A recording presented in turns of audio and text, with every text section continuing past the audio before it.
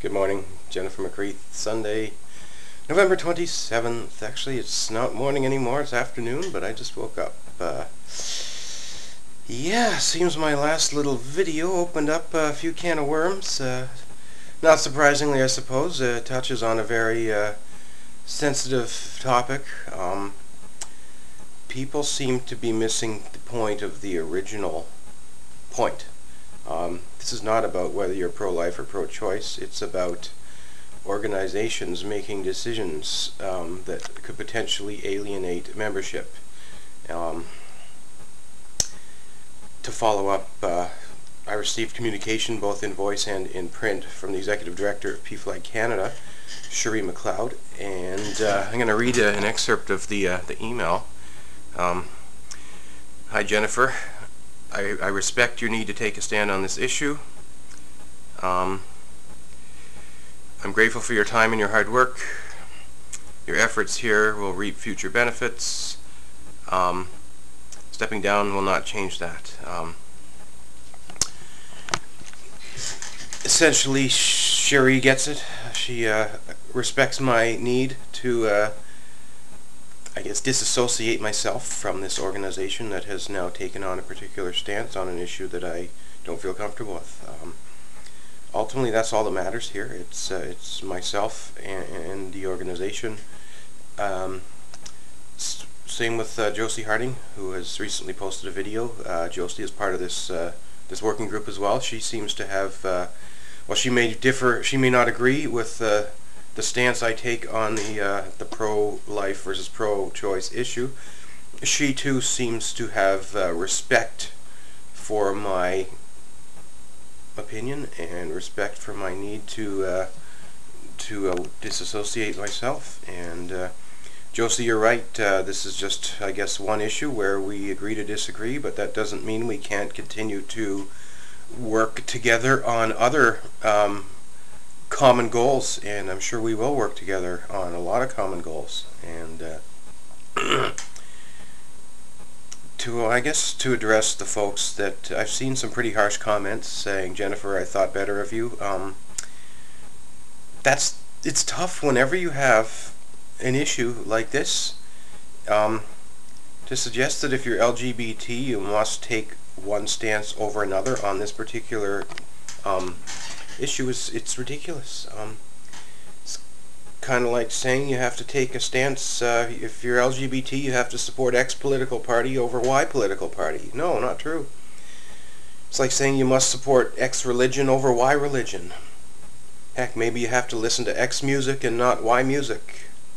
Maybe you have to like X sport team and not Y sports team. It's just, we all need to respect our rights to have differing opinions on certain issues that, quite frankly, are neutral and indifferent from, I guess, the task at hand, specifically of the concept of LGBT support. I have people question whether I should be doing LGBT advocacy work at all. I don't see why not. I'm advocating for, at least in my last video, suggesting that LGBT people have a right to live and that they shouldn't lose their life just because they're LGBT.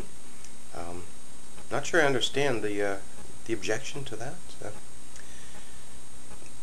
I guess we'll go back into my personal opinion, which is just one person, really. Unless you've been raped, folks, you make a choice every time you spread your legs. We as human beings, male or female or others, need to properly understand the responsibility of doing that. We need to assess the risks and the rewards and make informed decisions. To simply say, well, I'll just get an abortion if I get pregnant, you're putting a strain on the taxpayer, and I don't necessarily think that's right. I've even seen some comparisons to sex reassignment surgery, saying, Jennifer, you shouldn't want others telling you whether or not you could have the surgery. Well, guess what, folks?